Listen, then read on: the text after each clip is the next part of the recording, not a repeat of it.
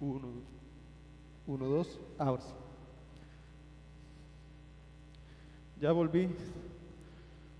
Buenos días, hermanos. Por la gracia de Dios estamos de nuevo viendo el libro de Zacarías, del profeta Zacarías. Vamos a volver al capítulo 12, que es el que nos tiene ocupados, hermanos. Hoy vamos a tratar de observar el capítulo 12, lo que nos queda del capítulo 12 y el capítulo 13 de Zacarías. El capítulo 13 es bastante pequeño, pero entonces vamos a tratar de observar el capítulo 12 y 13. Por lo tanto, vamos a leer del capítulo 12, versículo 10 y el capítulo 13 de Zacarías. Vamos a ver lo que Dios tiene para nosotros ahí. En el capítulo 12, versículo 1 al 9, vimos la batalla de Armagedón y Jehová Dios cercando a los enemigos de Jerusalén, de Israel, para luchar contra ellos, y vimos también a Israel, que Dios lo había convertido en una jofaína o en una copa como de embriaguez que se utiliza para emborrachar a los enemigos e inutilizarlos, y luego Dios dice que va a convertir a Israel como una piedra pesada para que aquel que luche contra Israel, aquel que se quiera levantar contra Israel, quiera desgarrarse o más bien se malogre su cuerpo, ¿verdad? Sea autodestruido. Entonces, estas dos profecías tienen que ver con cómo Dios va a defender a su pueblo. Israel va a verse cercado. Y terminamos viendo en el versículo 8, en versículo 9, sucederá en aquel día que me dispondré a destruir a todas las naciones que vengan contra Jerusalén. Ahí terminamos. Ahora vamos a ver el versículo 10 en adelante. Dice: y derramaré sobre la casa de David y sobre los habitantes de Jerusalén el espíritu de gracia y de súplica, y me mirarán a mí, a quien han traspasado. Y se lamentarán por él como quien se lamenta por un hijo único, y llorarán por él como se llora por un primogénito. En aquel día habrá gran lamentación en Jerusalén, como la lamentación de Hadad Rimón en la llanura de Megido. Se lamentarán la tierra, cada familia por su lado, la familia de la casa de David por su lado, y sus mujeres por su lado, la familia de la casa de Natán por su lado, y sus mujeres por su lado, la familia de la casa de Leví por su lado y sus mujeres por su lado, y la familia de los Simeitas por su lado y sus mujeres por su lado, y todas las demás familias de cada familia por su lado y sus mujeres por su lado. Versículo 1 del capítulo 13 dice: en aquel día habrá una fuente abierta para la casa de David y para los habitantes de Jerusalén, para lavar el pecado y la impureza. Versículo 2: y sucederá en aquel día, declara el Señor de los ejércitos, que eliminaré de la tierra los nombres de los ídolos y nunca más serán recordados. También yo quitaré de la tierra los profetas y al espíritu inmundo. Y sucederá que si alguien profetiza todavía, su padre y su madre que lo engendraron le dirá: no vivirás, porque has hablado falsamente en el nombre del Señor. Y su padre y su madre que lo engendraron lo traspasarán mientras profetiza. También sucederá en aquel día que los profetas se avergonzarán cada uno de su visión cuando profetice, y no se vestirán con el manto de piel para engañar, sino que cada uno dirá: no soy profeta, soy labrador de la tierra, porque un hombre me vendió como esclavo en mi juventud. Y alguien dirá: ¿qué son esas heridas en tu cuerpo? Y él responderá: son aquellas con que fui herido en casa de mis amigos. Despierta espada contra mi pastor y contra el hombre compañero mío, declara el Señor de los ejércitos. Hiere al pastor y se dispersarán las ovejas, y volveré mi manto contra los pequeños. Y sucederá en toda la tierra, declara el Señor, que dos partes serán cortadas en ella y perecerán, pero la tercera quedará en ella, y meterá la tercera parte en el fuego y la refinará como se refina la plata, y los probaré como se prueba el oro. Invocarán mi nombre y yo les responderé, diré: ellos son mi pueblo. Y ellos dirán: el Señor es mi Dios. Hermanos, que Dios nos bendiga a través del estudio de su palabra. Después de la batalla de Armagedón, después de esa gran lucha, sucede en el capítulo 12, versículo 10, el milagro más esperado por todos los tiempos, y es la glorificación de Jesucristo. Pero no solamente es la glorificación de Jesucristo, sino la obra majestuosa de Dios haciéndose claramente visible a su pueblo. Cuando observamos el versículo 10, dice el texto, vamos a ver, ahí está. Dios se revelará para limpiar el pecado de su pueblo, que es esta tercera parte que tenemos que ver hoy. Dios derramará su espíritu para que reconozcan al Cordero. El Señor hará la obra. Tienen que observar esto. Observen el texto. Dice, profecía de Jehová, capítulo 12, versículo 1, para Israel. Partimos de ahí, ¿verdad? Dice, para Israel. En el capítulo 12, versículo 10, declara el Señor, y derramaré, es un verbo en primera persona singular, yo derramaré, y el sujeto del verbo derramar es Jehová Dios del capítulo 12, versículo 1. Es el sujeto que está profetizando. Derramaré sobre la casa de David y sobre los habitantes de Jerusalén el espíritu de gracia y de súplica, y me mirarán a mí, a quien han traspasado, y se lamentarán. Ahora, ¿quién hace la obra de revelarse? Dios, ¿verdad? Dice Dios, yo derramaré mi espíritu sobre la casa de David. ¿Sí? ¿Qué pasa si Dios no derrama su espíritu sobre la casa de David? ¿Qué sucede? ¿Perdón? No pueden ser guiados. ¿Qué más? ¿No pueden ser limpios? ¿Qué pasa si Dios, qué va a pasar cuando Dios derrame su espíritu? ¿Qué nos dice el texto?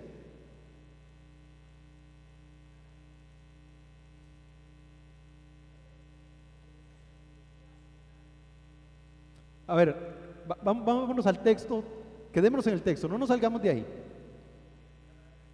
No lo pueden ver a Él.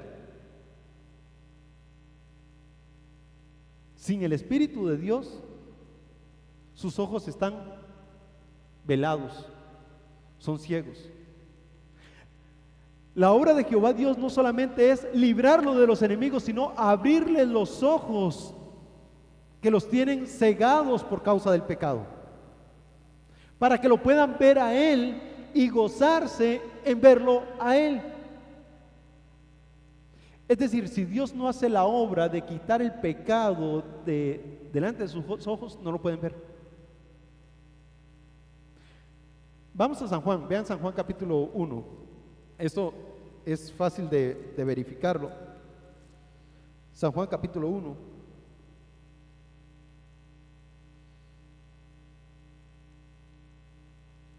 Versículo 11, alguien que me lea San Juan 1:11. ¿Sí?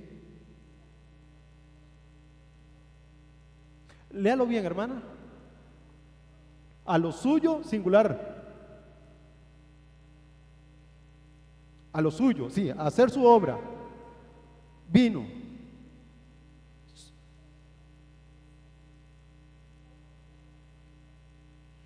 Él vino a hacer algo, lo suyo, que es la obra redentora, no es lo suyo. Tengamos cuidado cuando a veces le digo a la gente, dígame ese texto de memoria, a los suyos vino, no, es a lo suyo, a lo de Él, a la redención vino, a salvar el pueblo vino. ¿Y qué hizo Israel? El versículo 14 nos dice, el verbo se hizo carne. ¿Y qué vimos? Dice Juan. ¿Cuál gloria? Como la unigénito del Padre, lleno. Entonces, Él vino a mostrarse, a revelarse. ¿Y qué hizo su pueblo? No lo recibieron.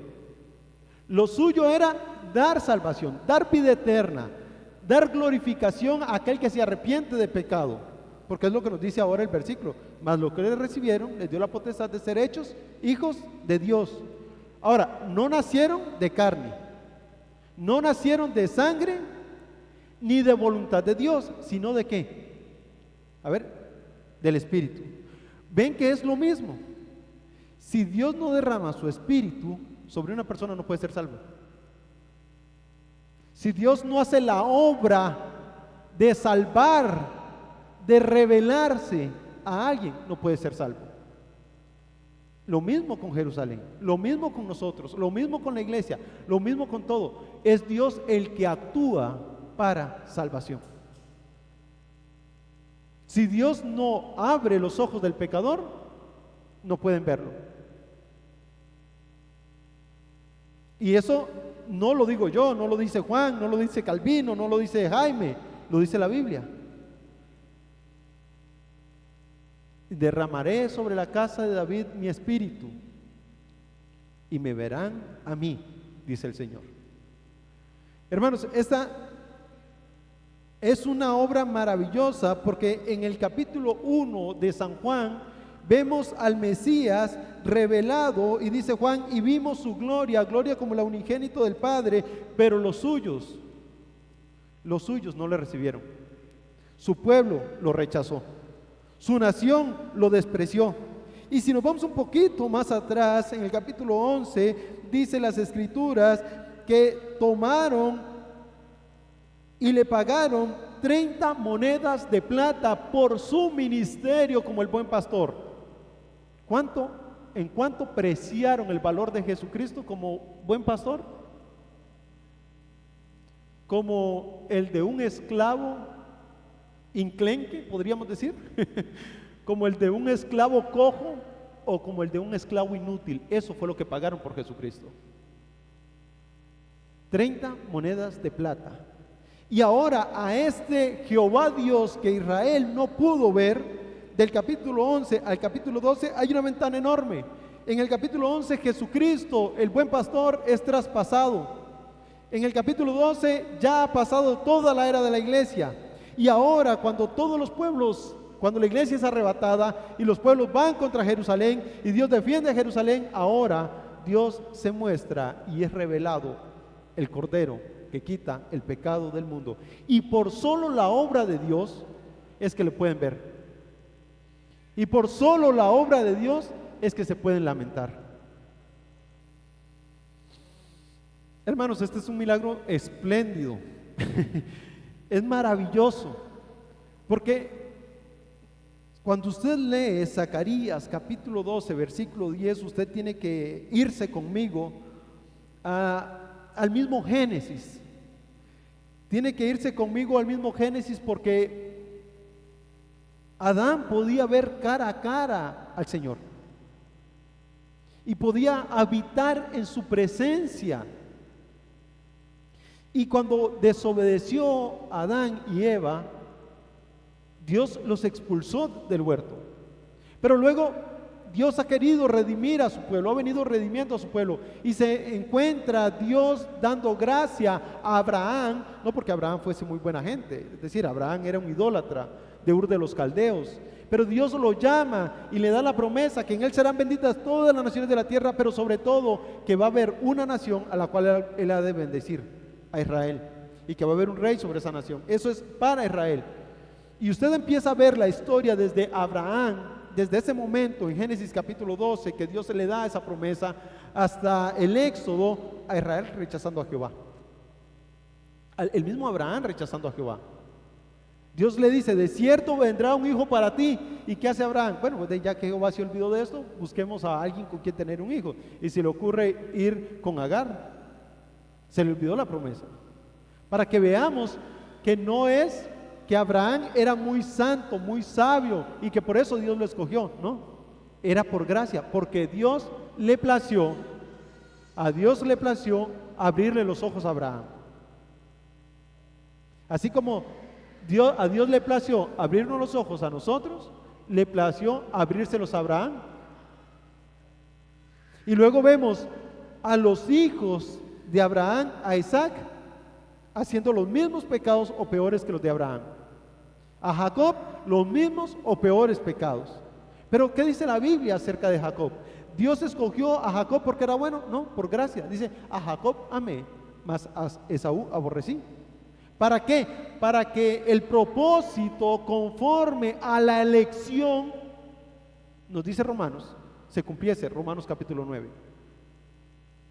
Hermanos, es que si Dios no escoge a su pueblo para ser salvo, nadie podría ser salvo. Y eso es lo que nos dice Zacarías.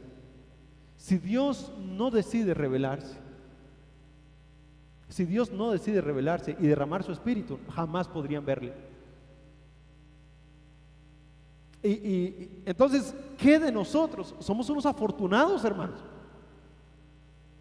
Somos unos afortunados porque Dios derramó su espíritu sobre nosotros para que morara en nosotros y nosotros podamos contemplarle a través de las escrituras, podamos contemplarle a través de la oración. Y ahora nos dice entonces Hebreos que tenemos un camino libre hasta el trono de la gracia.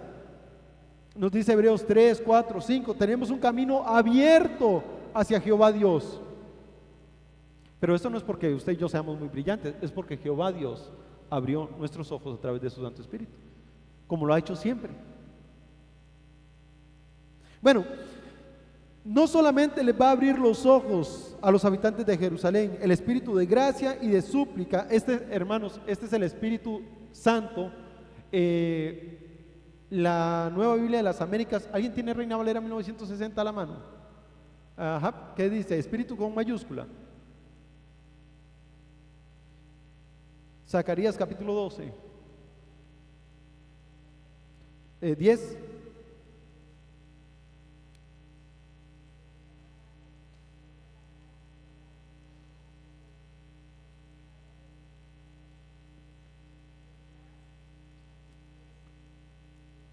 Pero ese espíritu es en mayúscula. En Reina Valera 1960 está en minúscula. Eso es lo que quería enseñarles. Esta palabra espíritu, que se traduce aquí, es ruah del hebreo. Esta palabra se traduce como viento o espíritu, ruah del hebreo. Nosotros sabemos que es el Espíritu Santo por el contexto en el que se está llevando el libro. Mientras que algunas traducciones, como la Reina Valera 1960, no quiere mojarse en el conflicto, no quiere decir si es Espíritu Santo, lo traduce literalmente como el Espíritu de, y el Espíritu de, ¿verdad?, de gracia y el Espíritu de súplica. Hay otras versiones que ponen Espíritu en mayúscula porque por el contexto se deduce que es el Espíritu Santo. Ahora, si ustedes van a leer algún comentario bíblico, van a encontrarse que esa discusión está ahí, pero el contexto teológico nos hace pensar que es el Espíritu Santo el que va a derramar sobre ellos, porque para que puedan ver a Jehová tiene que haber un arrepentimiento, tiene que haber gracia y súplica, y esto solo lo da el Espíritu Santo para que pueda entrar hasta la presencia del Señor. Entonces, por aquello que usted tiene, no sé, ¿alguien tiene nueva Biblia de la nueva versión internacional? No, nadie. Bueno, en la nueva versión internacional aparece otra vez espíritu en mayúscula. Entonces ya algunas traducciones han ido haciendo ellos han tomado la decisión exegética de poner Espíritu Santo como el Espíritu Santo ahí. Sin embargo, la Reina Valera del 2000 para atrás no ha tomado esa decisión. Solo para que lo sepan, porque en algunas aparece en mayúscula. Bueno, derramaré sobre la casa de Jerusalén el espíritu de gracia y súplica, y me mirarán a mí, a quien han traspasado, y sobre todo, esto es importante, hermanos, y se lamentarán.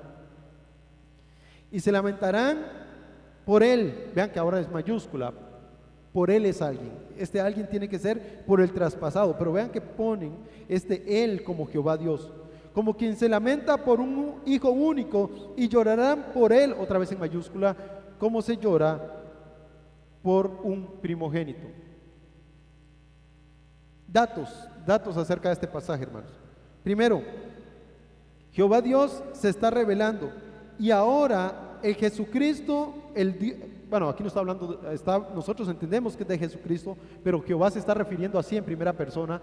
Pero el Jehová que fue vendido, fue menospreciado en el capítulo 11, ahora cuando el pueblo, por el Espíritu que ha caído sobre ellos, puedan entender que es Jehová Dios, van a lamentarse, y lamentarse profundamente, y llorarán, y dirán: ¿qué hemos hecho? ¿Qué es esto que hemos hecho? Como que si de pronto el espíritu de ellos que estaba adormecido, ese espíritu que ahora ellos no podían observar la gloria de Jehová, ahora iban a poder observarlo, verlo cara a cara, y poder ver, hermanos, de frente a aquel al que ellos traspasaron.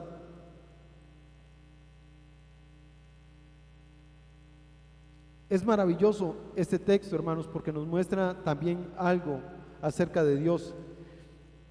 ¿Qué más nos muestra acerca de Dios?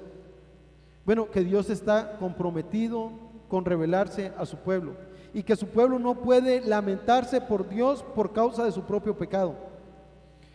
Esto no es nada extraño si lo observamos a la luz de las Escrituras, porque a la luz de las Escrituras usted y yo veremos que toda la historia de Israel es de rechazo para Jehová.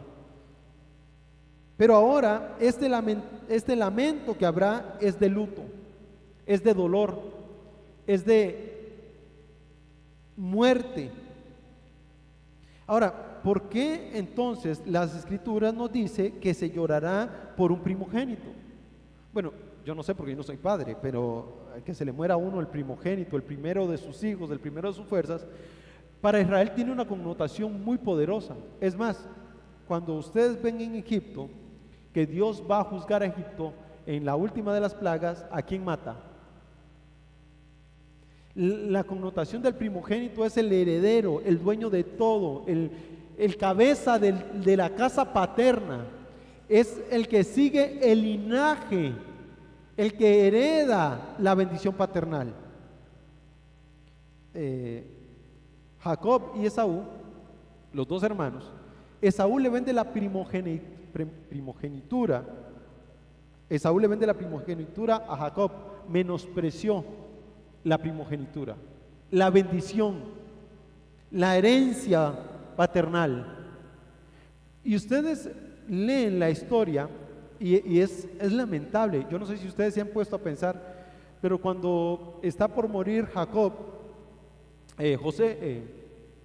Isaac, estoy pensando en todo linaje para arriba, cuando está por morir Isaac y dice, bueno, yo quiero un corderito, y llama a su hijo primogénito y le dice, bueno, yo voy a ir a traértelo, ¿verdad? Y sus ojos están cegados, y cuando él vuelve se da cuenta que dice, alguien ha venido y he tomado tu bendición, ha sido Jacob, me ha engañado. Y la expresión que él dice, lloró profundamente, lloró intensamente, le decía, Padre, ¿acaso solo tienes una bendición? ¿No puedes bendecirme a mí también? El dolor que sintió Esaú en ese momento de no es inexplicable. Lo que la Biblia dice es que lloró con gran lamento, lloró profundamente al decirle, Padre, ¿no tienes acaso otra bendición para mí? ¿Solo tienes una bendición? Y a mí hasta que se me pone la piel de gallina, porque es un dolor como de muerte, como un grito, como cuando una madre pierde un hijo y grita en el cementerio abiertamente. Así está llorando y diciéndole, Padre, ¿no tienes otra bendición para mí? ¿Acaso solo una bendición tienes? ¿Esa que se ha robado mi hermano? Entonces, que se le muriera el primogénito a un padre significaba que la bendición paternal se estaba diluyendo, que ya no había ese linaje, que ya no había ese poder, esa autoridad se estaba yendo. Y entonces Israel va a llorar como quien llora por un primogénito, pero toda la nación va a llorar como quien llora por único hijo, el único hijo, y sobre todo dice, y si piensan en más, el primogénito, el dolor va a ser profundo, va a ser un lamento tan grande cuando vean al que traspasaron. Bueno, se nos dice que ya Israel había tenido un lamento parecido. En el versículo 11, en aquel día habrá una gran lamentación en Jerusalén, como, vean el adverbio de comparación aquí, como ya hubo antes, y este lamento fue como la lamentación de Adad Rimón en la llanura de Megiddo. Esa lamentación que ya hubo en Jerusalén fue el asesinato de un rey piadoso, el rey Josías. Cuando murió fue asesinado por el faraón Necao, según nos cuenta segundo libro de Reyes. Alguien que nos lea, por favor, segundo libro de Reyes, capítulo 23, 29 y 30, y alguien más que sea tan amable de leernos segundo libro de Crónicas, capítulo 35, 22 al 27.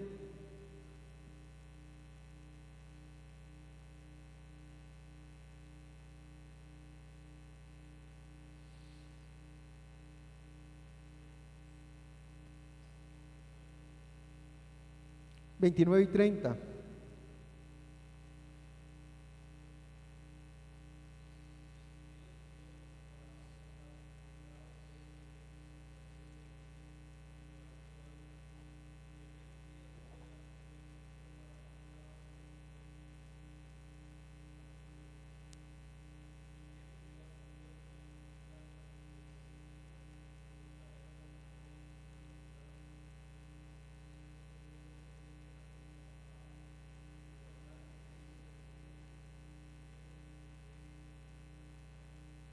Ok, entonces ahí tenemos la muerte por la cual ya habían llorado. Y segundo libro de Crónicas, capítulo 35, 22 al 27.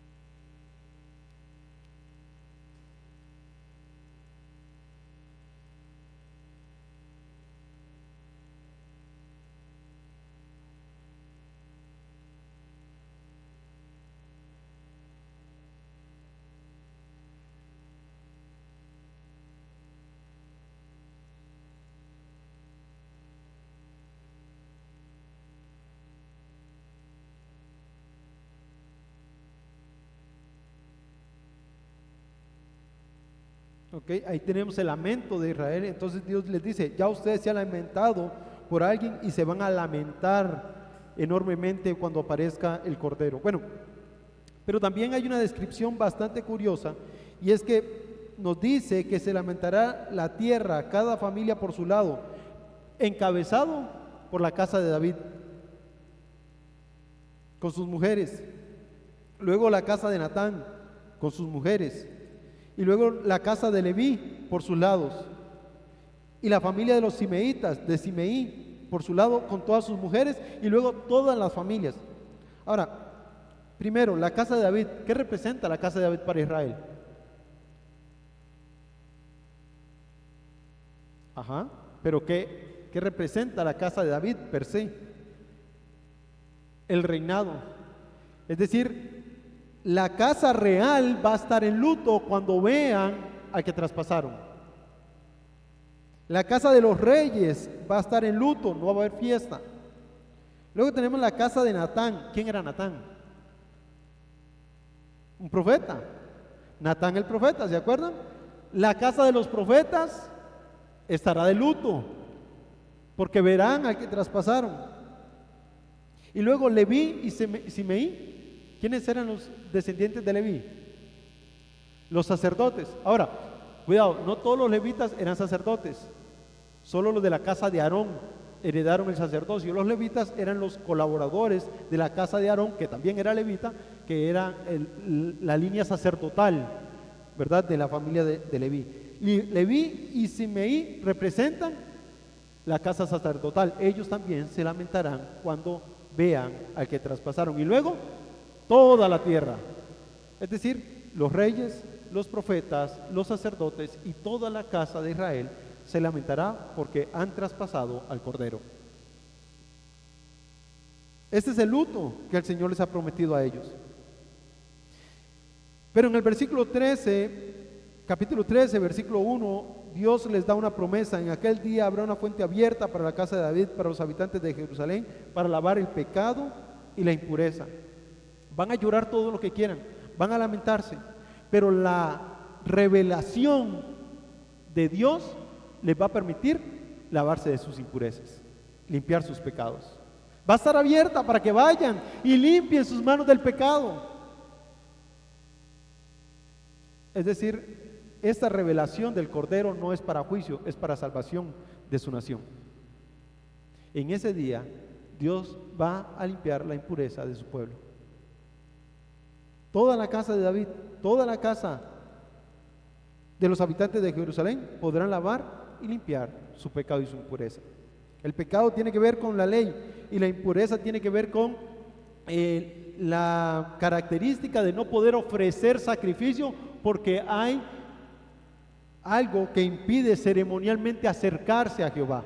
El pecado y la impureza. Lo que el pecado representa el corazón del ser humano y la impureza lo que impide que el ser humano se acerque a Dios porque ceremonialmente no es aceptable. Va a ser limpio todo. Esa es la promesa de Jehová Dios. ¿No les parece maravillosa? El que fue vendido, menospreciado, el que fue traspasado, ahora es revelado para limpiar el pecado de su pueblo. Qué promesa más maravillosa. Hermanos, no puedo pasar del capítulo 12, versículo 10 sin decirle algo hacia adelante. Si usted algún día quiere predicarle el evangelio a los testigos de Jehová, este es el pasaje.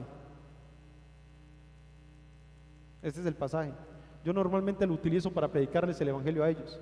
Luego les voy a explicar por qué, pero este es el pasaje en el que usted puede predicarle el evangelio a un testigo de Jehová que dice que Jesucristo no es Dios. Porque el principio, ellos no pueden ser salvos, un testigo de Jehová no puede ser salvo porque niega a Jesucristo.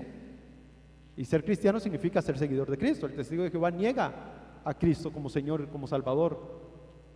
Pero Zacarías nos profetiza de un rey vendido, de un rey que venía en un pollino, hijo de asna, en el capítulo 9, en el versículo 11, menospreciado, en el capítulo 12, traspasado. Es Jehová el traspasado. Es Jehová el traspasado. Y le verán a él. Bueno, vamos a seguir. Después de la victoria, Dios derramará sobre ellos un espíritu de gracia y de oración. Lo mirarán a él. Vean Juan 19, 34 al 37.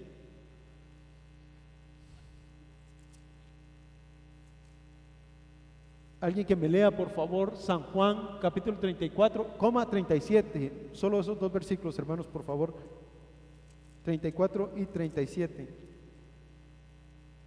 ¿Sí?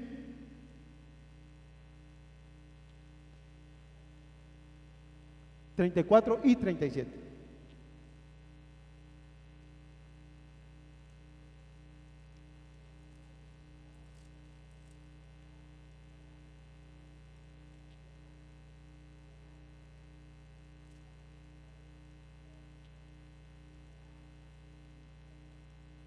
¿Qué escritura es esa?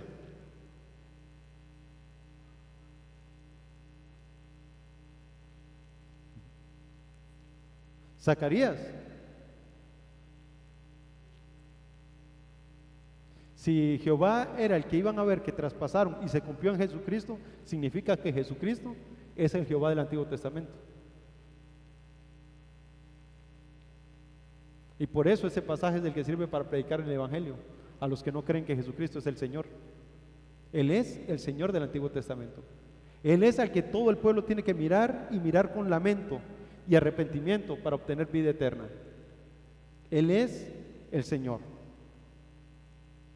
Ahí dice, y para que se cumpla la escritura que dice, y me mirarán a mí al que traspasaron. ¿Y quién es que dice, me mirarán a mí? Jehová. ¿Qué dice Zacarías capítulo 12, versículo 1? Alguien que me lo lea en Reina Valera o Biblia textual, nada más. Zacarías 12:1. Perdón, los de Nueva Biblia de las Américas, pero es un conflicto que tengo yo con la Nueva Biblia de las Américas. ¿Qué dice? Zacarías 12:1, Reina Valera 1960.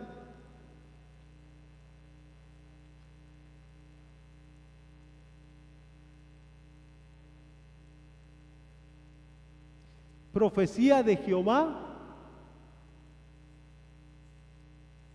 ¿Qué dice? Perdón, no lo escuché.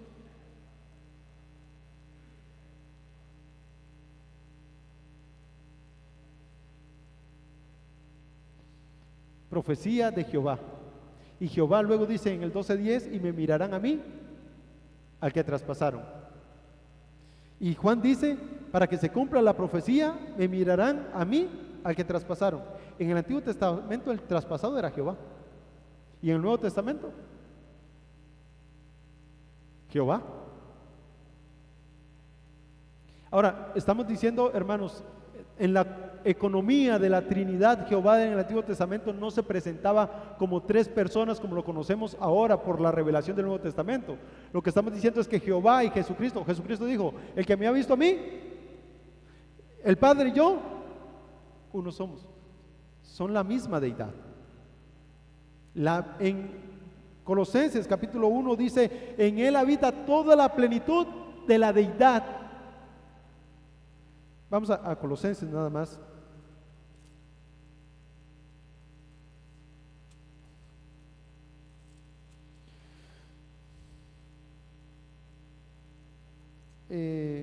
Capítulo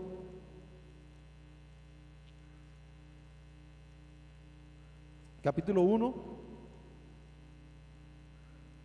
versículo 7, y vamos a leer de ahí en adelante.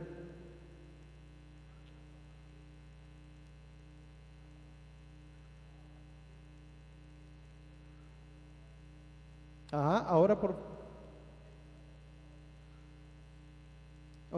por favor, léame el versículo 16, el versículo 13 hasta el 19. Capítulo 1, versículo 13 hasta el 19.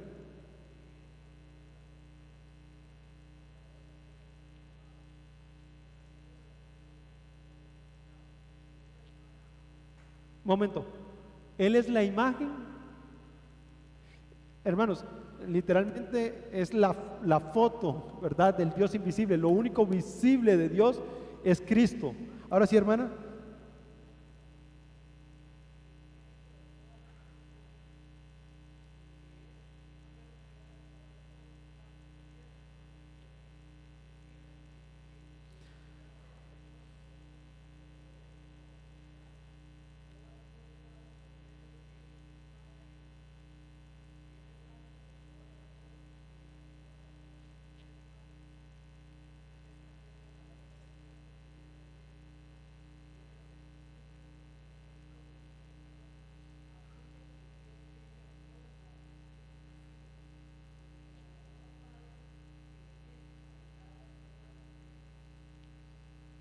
En él habitara toda la plenitud, y literalmente podríamos decir la plenitud de la deidad o todo el ser de él. Este es el Jesucristo, hermanos. Este es el Jehová traspasado de Zacarías capítulo 12 versículo 10. Entonces, si usted quiere predicarle el evangelio a alguien que niega la deidad de Jesucristo, váyase a Zacarías capítulo 12 versículo 10 y luego lo pasamos por Juan si quiere, pero ya verá usted que Cristo es el Jehová del Antiguo Testamento. Maravilloso, ¿verdad? De Zacarías. Ahora, la limpieza del pueblo, Dios va a quitarles el pecado y toda la impureza, la inmundicia de un acto, toda la corrupción que no les permite entrar al lugar santísimo, a su propia presencia. ¿Se acuerdan de este dibujo? Que no está Jaime, no le digan que yo se lo robé, pero bueno. Jehová entre los mirtos, ¿verdad? Zacarías capítulo 1, Zacarías capítulo 1, del 7 al 17, es Jehová está en medio de su pueblo, aun cuando están en la hondonada, cuando están en lo más miserable, pero Jehová está ahí y les va a dar la victoria. Lo vemos ya hecho en Zacarías capítulo 12, ya Dios les dio la victoria y ahora les ha limpiado. Pero también, ¿se acuerdan de los caballitos rojos y bermejos y todos ellos? Los rojos, la sangre de la guerra, capítulo 12. Los negros, el hambre y el luto que va a haber en esa guerra. Los blancos, la victoria obtenida por el Cordero. Y los overos, la enfermedad y la peste. Siervos del Señor que llevan el Espíritu de Dios en su obra juzgadora contra las naciones del norte y del sur. Las naciones que se juntaron contra Israel van a ser juzgadas. Ya se está cumpliendo la profecía de los primeros capítulos de Zacarías al final del libro. Es decir, en un lado se ve en representación simbólica, y al final Dios les está diciendo cómo se va a llevar a cabo eso. Dios va a levantarse en guerra contra las naciones. ¿Alguna duda? ¿No? Ya lo vi que levantó la mano. ¿Algo que aportar? ¿Ve? Entonces ya vamos viendo cómo la profecía pasa del simbolismo a algo menos simbólico, algo más realista, el relato de Jehová Dios para su pueblo, ¿verdad? Al principio parecía raro qué son estos caballos y esto. Bueno, ya al final del libro Él nos explica qué son estas imágenes.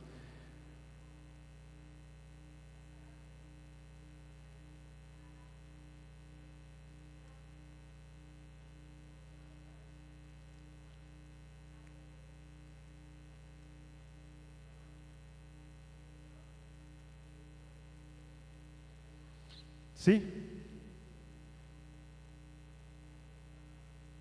que lo tenga bien claro. Amén.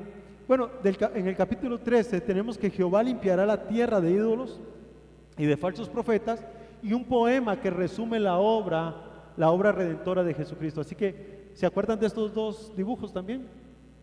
¿Alguien se acuerda qué significaba el rollo volante?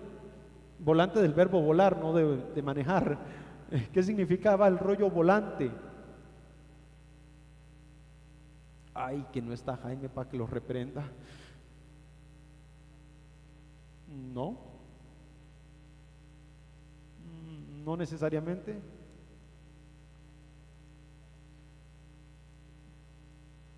Pecados.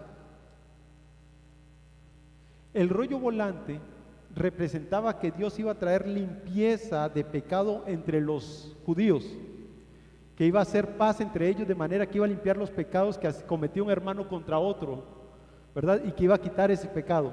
Y la mujer que daba luz en ese frasco, ¿qué significaba? Pecados. También ahí pierde pecados, todo es pecado. Está buena esa. Si no saben, es pecado, ya saben, ¿verdad? En el colegio le decían, si no sabe cuál es, marque la C. Esa es esa. Si no sabe qué significa, pecado. A ver, ¿alguien se acuerda qué significaba esa mujer en esa olla que daba luz y que luego era tirada a Babilonia?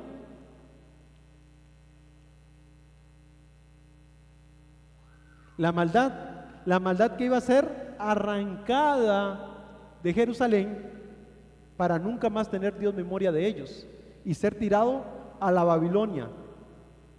Entonces, no solamente los pecados iban a ser quitados de entre los hermanos, sino el pecado iba a ser arrojado fuera de la ciudad para que ya no hubiese pecado más ni contra hermanos ni contra Jehová Dios. Esto es lo que Dios prometió acerca de esas dos misiones. Y ahora vamos a ver este resumen. Jehová limpiará la tierra de ídolos y de falsos profetas. Alguien que me lea Zacarías 13, 1 al 5, por favor.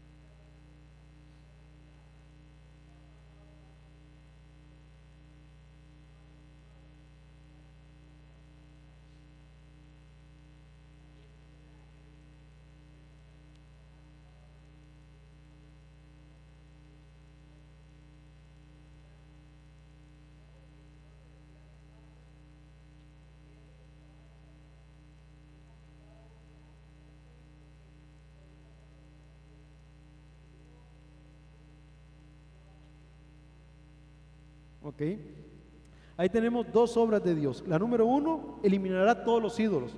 Y número 2, limpiará de la tierra a todo falso profeta. Esta es la obra de Dios, limpiando el pecado de su pueblo, sacándolo, desterrándolo. Bueno, más bien sería ¿verdad? Quitando los ídolos y quitando los falsos profetas. Ahora, hermanos, tenemos que preguntarnos algo. ¿Por qué Dios permite entonces que hayan falsos profetas en medio de su pueblo? ¿Perdón?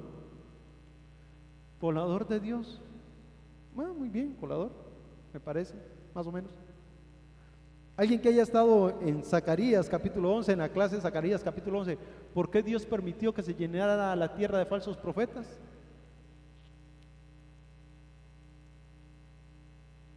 ¿Qué pasó cuando Dios mandó y le dijo a Zacarías, tú serás el pastor de este pueblo?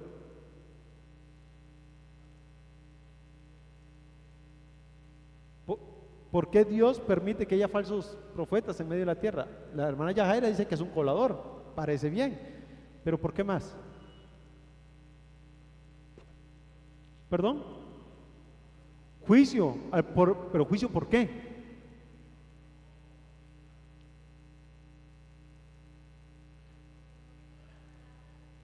Porque no quieren la palabra de Jehová. Y una vez que rechazan la palabra de Jehová, dice, ustedes quieren falsos maestros, listo, ahí les va. Ahí les va. Vean Apocalipsis capítulo 16, 13 y 14 que nos explica un poco acerca de esto. ¿Qué pasará en Apocalipsis capítulo 16, versículo 13 al 14? ¿Ibas a decir algo? No. ¿Ibas a decir algo? No, tampoco. Apocalipsis 16, 13 y 14.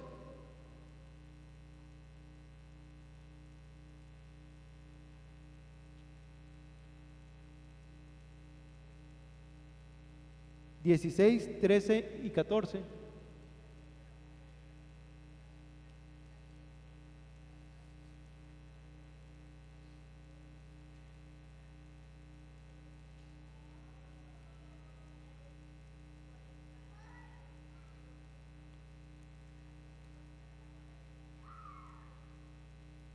¿Qué hacen estos espíritus?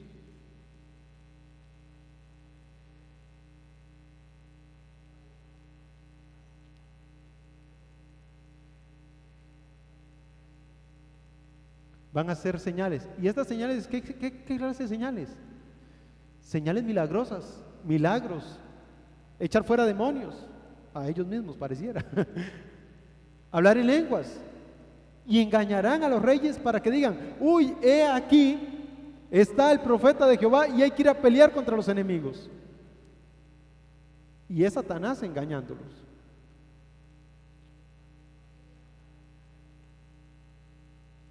Y los va a engañar las naciones.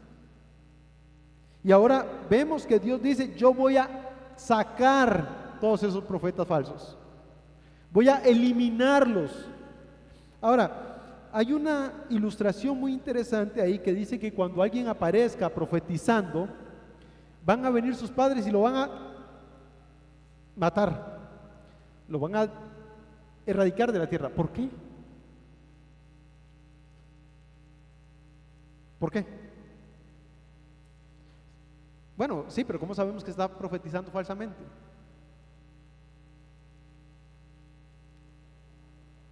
¿Perdón? Bueno, porque los padres sabían la verdad, pero ¿por qué? ¿Cómo sabían ellos la verdad? Porque ya Dios se ha revelado a ellos. ¿Dónde se reveló a ellos?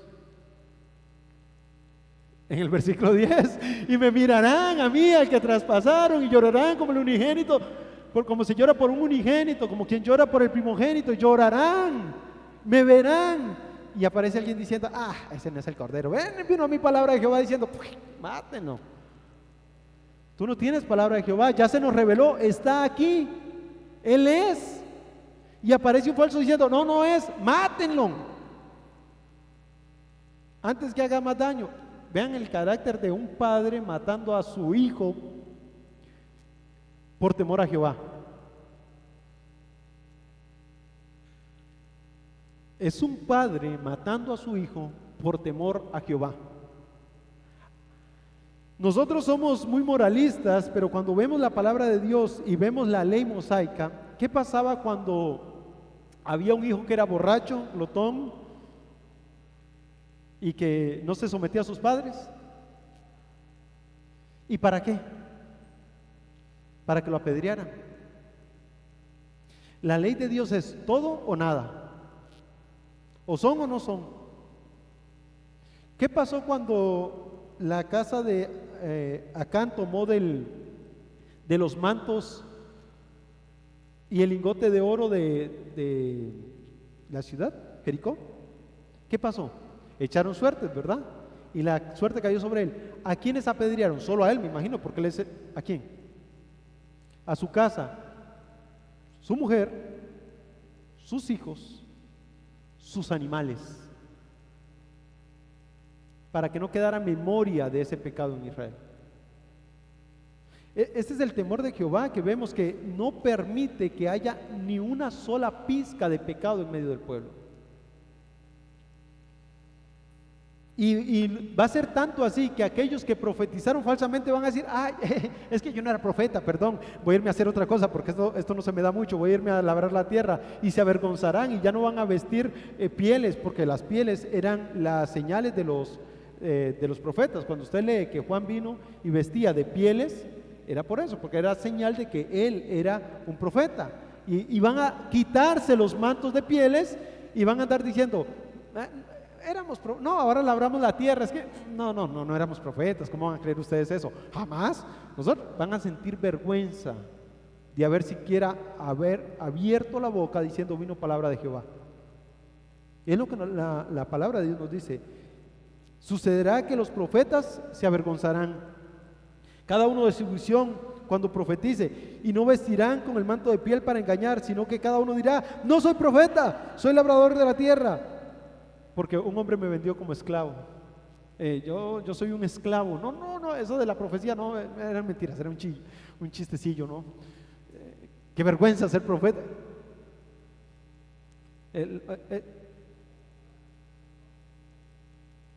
Es que ya el arrepentimiento que va a venir sobre ellos, el dolor que va a haber, les va a hacer entender que no solamente ellos habían sido engañados, sino que ellos engañaron al pueblo.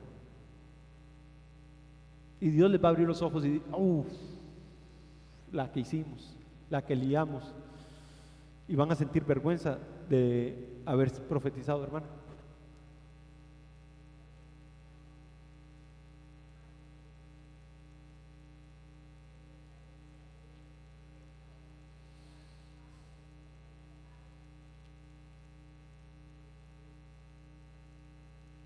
Sí, pero no significa que sean profetas del Señor, pueden ser profetas de Satanás.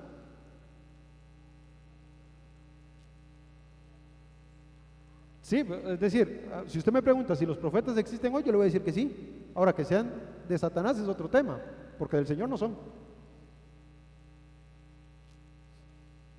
A mí a veces me preguntan: ¿y usted cree en los profetas? Yo digo: sí, claro, son de Satanás, pero hay.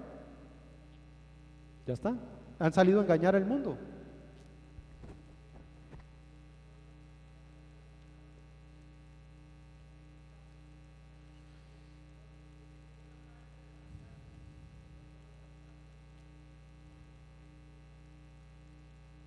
Ahora, yo les pregunto algo, hermanos.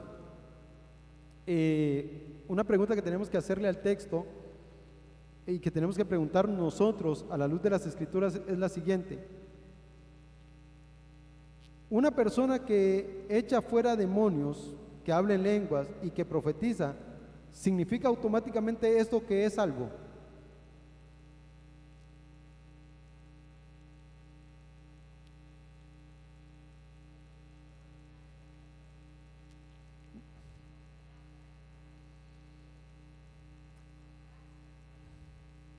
En aquel, hermana.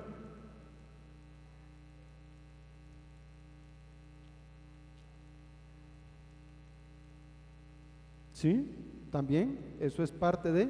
¿Qué más?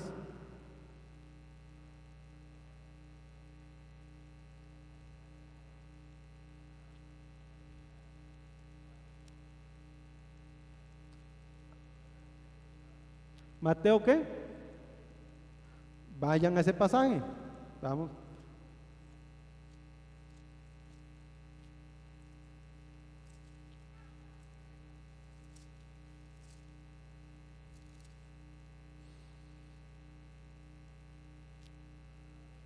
Léanlo, por favor.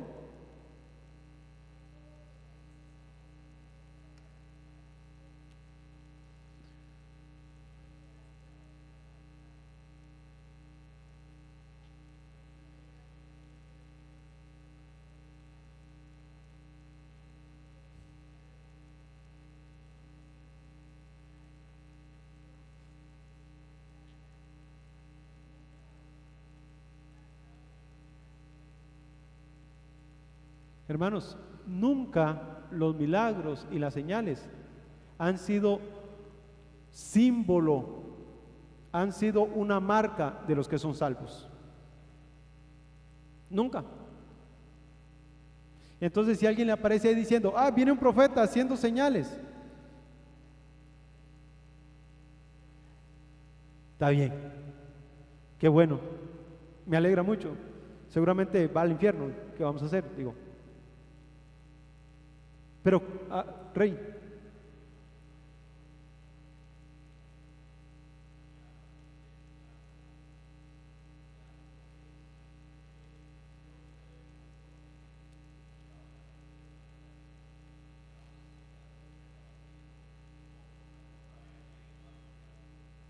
ahora hermanos, si hacer milagros, hacer señales, profetizar, hablar en lenguas, hacer señales no es una marca de alguien que es salvo, entonces tenemos que preguntarle a la Biblia que sí es una señal de ser salvo.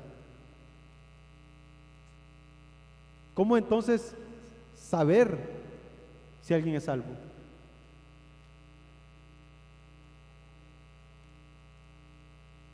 Bueno,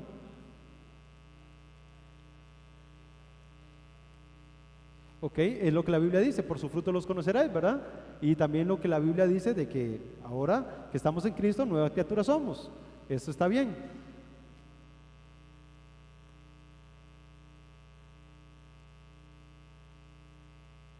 Por causa del Evangelio, lo que dice 1 Corintios capítulo 15, este es el Evangelio que les hemos predicado, ¿verdad? Que Cristo murió conforme a las Escrituras, que fue sepultado y que resucitó conforme a las Escrituras, el Evangelio que hemos creído. Pero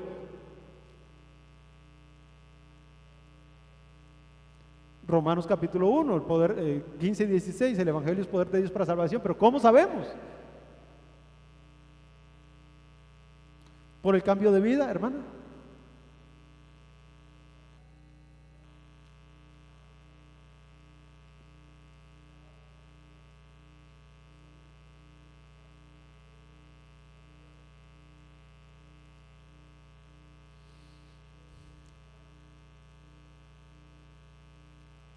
Ahora, ¿cómo llegamos a eso?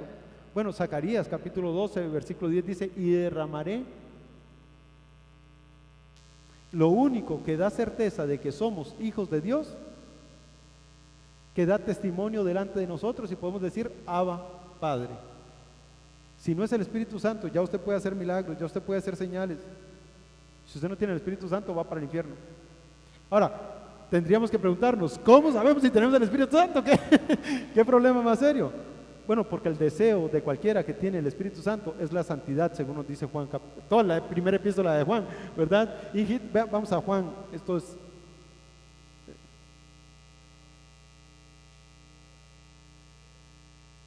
No podemos, pero Juan nos dice, hermanos, ¿cómo sabemos si alguien es creyente o no? Hermanos, yo pensé que Juan era amoroso, pero ni tanto. Ya leyendo bien de cerca la epístola, Juan capítulo 2, primera de Juan, sí.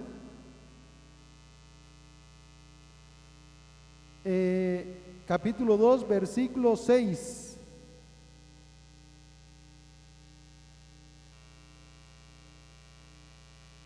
Bueno, ahí está, el que dice que permanece en él debe andar como él anduvo. Pero ahora quiero que lean el versículo 9 del capítulo 2.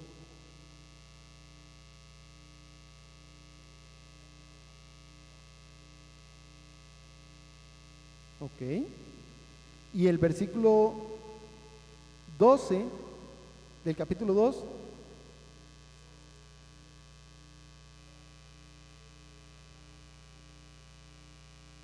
Excelente, ustedes han sido perdonados. Ahora vamos a ver el versículo 15 y 16 y 17.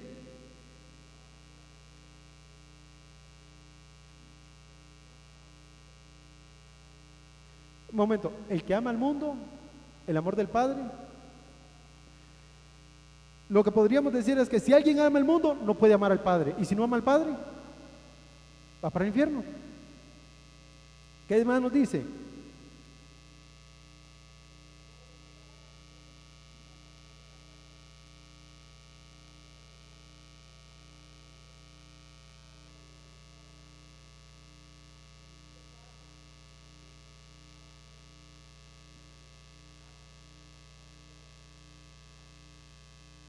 ¿Cómo sabe entonces usted si el Espíritu Santo mora en usted?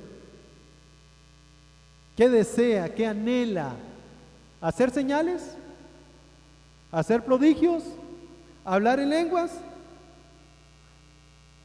Hacer la voluntad de Dios. Qué fácil, ¿verdad? Usted le dice, hermano, hay que santificar. Sí, he pecado contra Dios, me arrepiento, confieso mi pecado, como dice Juan, si alguno pecare contra Dios y viene en arrepentimiento, no importa, abogado tenemos para con el Padre, puede venir en arrepentimiento. Pero una persona que vive en pecado, que no hace la voluntad de Dios, que no demuestra arrepentimiento en su vida, ¿cómo va a decir que ama a Dios? Ya puede hacer milagros, ya puede hacer descender fuego del cielo si quiere, como Satanás lo va a hacer, ya puede echar fuera demonios, ya puede sanar a todo el mundo si quiere, pero si no hace la voluntad de Dios, ¿es de Dios? De ninguna manera. La promesa de Dios para su pueblo es que va a quitar a los ídolos y a los falsos profetas. Hermanos, no vimos esta otra porción y vamos a verla la próxima semana, si Dios lo permite. Ya vamos a entrar también al capítulo 14, al cierre de este libro, pero lo que Dios está haciendo es enseñándonos quién sí de verdad es un hijo de Dios. Van a venir muchos falsos profetas, muchos falsos maestros, y el Señor le está dando la clave a su pueblo. Yo ya me revelé, ¿para qué quieren más profecía? Hermanos, ya Cristo se nos reveló, ¿para qué queremos más profecía? Ya tenemos el Espíritu Santo en nosotros, ¿para qué queremos más profecía? Ya tenemos la palabra profética más segura, dice Pedro, ¿para qué queremos más profecía?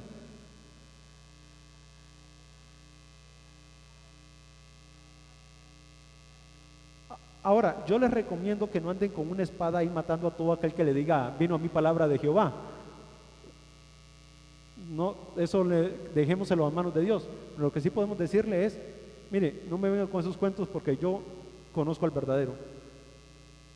Todo lo que usted diga a la luz de las Escrituras, tengo que cortejarlo. Y si Dios no lo dijo, no puedo creerle a usted que dice que Dios dijo algo que en su palabra no ha dicho.